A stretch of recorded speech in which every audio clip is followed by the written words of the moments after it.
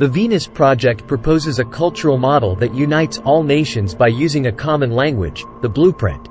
Regardless of where you are, whether it's Japan or elsewhere, everyone understands a blueprint.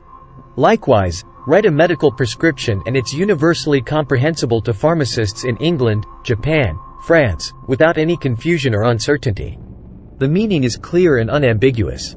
It's evident that the language we commonly use masks our true intentions. Expressions of affection and kindness are often mere excuses for some to shirk their duty to improve the world for all. The more intelligent our children are, the more enriched my life becomes. Every child lost to drugs and aimless paths represents a future cost to society. Thus, it is both practical and self-serving to work towards a world that benefits everyone. People often ask me to design a city with walls tall enough to keep out chaos, whether from a technological collapse, economic failure, or otherwise, hoping for safety. While I could create such a design, it's naive to think that barriers will stop others who possess the means to overcome them with advanced technology. You can't escape anywhere. To you, everything appears firm and secure, with a future that seems hopeful. However, here's the reality. I've witnessed an XY plotter in action. It's a device that operates in 3 dimensions. They equipped this device with a scalpel and provided it with an X-ray of a brain tumor. Then, this device successfully excised the brain tumor from a cadaver in roughly a tenth of the typical duration.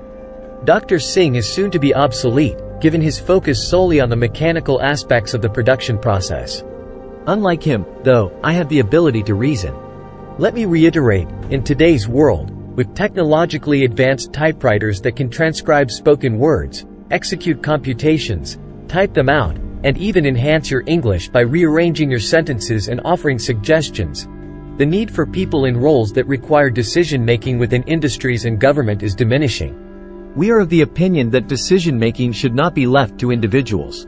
Rather, decisions should be reached collectively. Here's an explanation of the concept.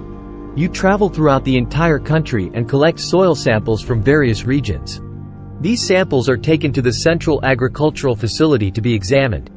Afterward, you consult with the public health officials to determine what nutrients the population requires, such as manganese, based on the soil's properties. You then decide which crops are best suited for the soil, like starting with tomatoes and later switching to different crops for rotation. This is what I refer to when talking about assessing the situation. It's not about personal opinions. Asking for opinions? Democracy, in its raw form, is an unsophisticated and crude system that should have become obsolete many centuries ago. We lack a diversity of perspectives in radio and television broadcasts. The Venus Project proposes a lifestyle that eliminates uncertainty and employs a clearer means of communication to transform interpersonal relationships. This approach doesn't assign distinct roles based on gender. A woman can aspire to be a biochemist or physicist and pursue that path. By giving a girl a doll, you're imposing predefined roles and manipulating individuals. People are often concerned about the control over human behavior, yet that control is constantly applied. For example, when you caution your daughter against interacting with a boy with a blue string or the Catholic girl from the neighborhood, you're exerting that control. Consistently teaching children, who holds the most affection for you? Is it the man who brings a deluge of sweets? Incorrect. It's your mother and father. This exemplifies the constant process of indoctrination.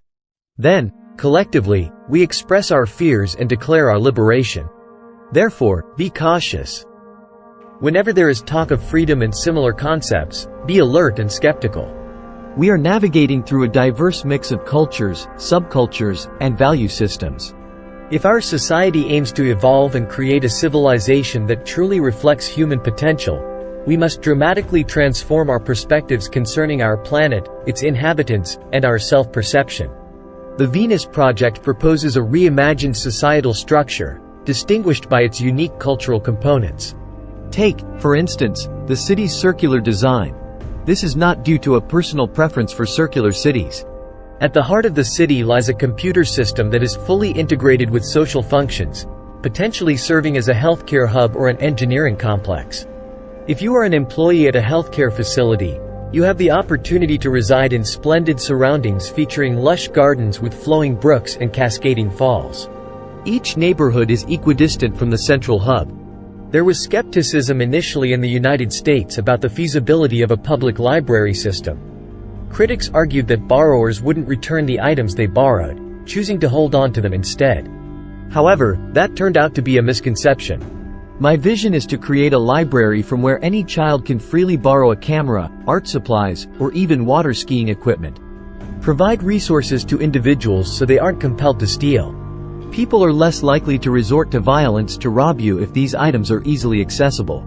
Consider the expenses associated with funding a public library that offers children access to resources at no cost. Keeping a minor in detention costs approximately $50,000 annually, and for an adult, the cost is around $75,000, which includes their food, clothing, housing, and dental care. Wouldn't it be more sensible to approach this issue differently? I'd be keen to travel to Mexico and inquire about their challenges. They might respond that they lack the advanced equipment we have.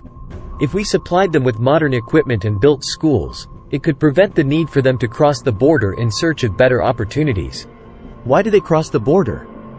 They're driven by starvation and unemployment. It's because there was a Mexican, you see. And what's my preference? Well, it's not similar to anything like that. One thing always pushes another. You've heard that trees topple and sailboats glide through the water. But a sailboat doesn't move without the wind, a force propelling it. Similarly, a tree doesn't just fall on its own. When rainfall occurs and the distribution is uneven, causing soil to soften, gravity takes over, yet the tree remains standing. Growth in plants halts without essential elements like sun, water, and nourishment interrupt one, and the growth ceases. Humans aren't autonomous beings. Numerous internal factors drive us. Many remain oblivious to this fact, under the illusion that we have complete freedom in our choices. I am confident in my ability to form my own opinions, and I believe you feel the same way. However, that perception is misleading. By challenging the conventions set by current culture, you initiate a shift in others towards novel paths. I cannot stress this enough. Just 3 months ago, machines reached the capacity to process 500 trillion pieces of data per second. Regardless of the number of people involved, human activity will not have a significant role in the coming 2 decades. Human involvement won't be necessary in the coming 2 decades, if not sooner. It's impossible to foresee the future with absolute certainty. I'm not known for being soft-hearted. I speak my mind directly without holding back because I cannot compromise on that. I hold you in high regard. I also have a great deal of fondness for you. That's exactly why I prefer to present things as they truly are, rather than create any false pretenses.